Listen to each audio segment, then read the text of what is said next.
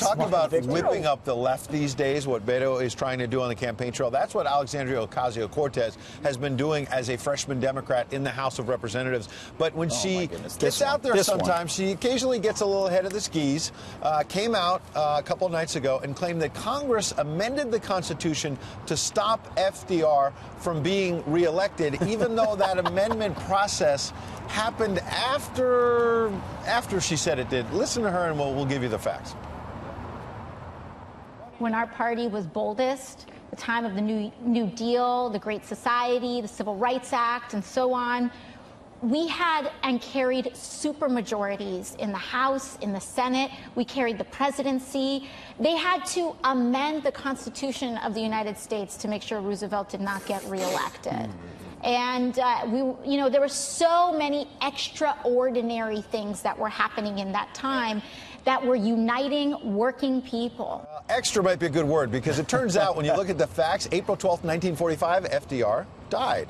March 24th, 1947, Congress approved the 22nd Amendment. Oh, 2 years later. 2 years later, okay, after good. he died. So it did not prevent his re-election. And in February 1951, the 22nd Amendment to the Constitution. So, of course, there were a lot of facts are little. Well, yeah, there are a lot of people that felt like maybe we shouldn't elect presidents for 4 terms. George Washington set a historic precedent by only serving 2 terms. Maybe we should stick to that. Let's go back to that.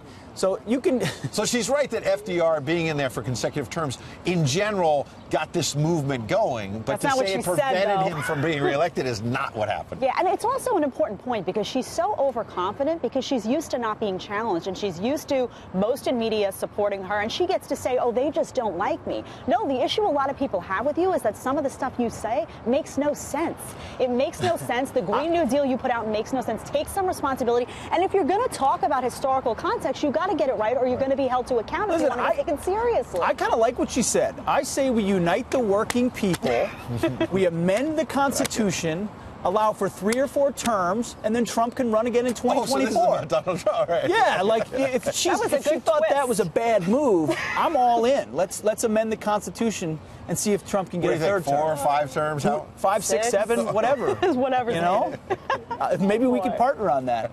Tweet me, AOC. What do you think about that? Friends at FoxNews.com. Is Pete getting a little carried away? Yeah, maybe a little. Hey, if it's in the Constitution.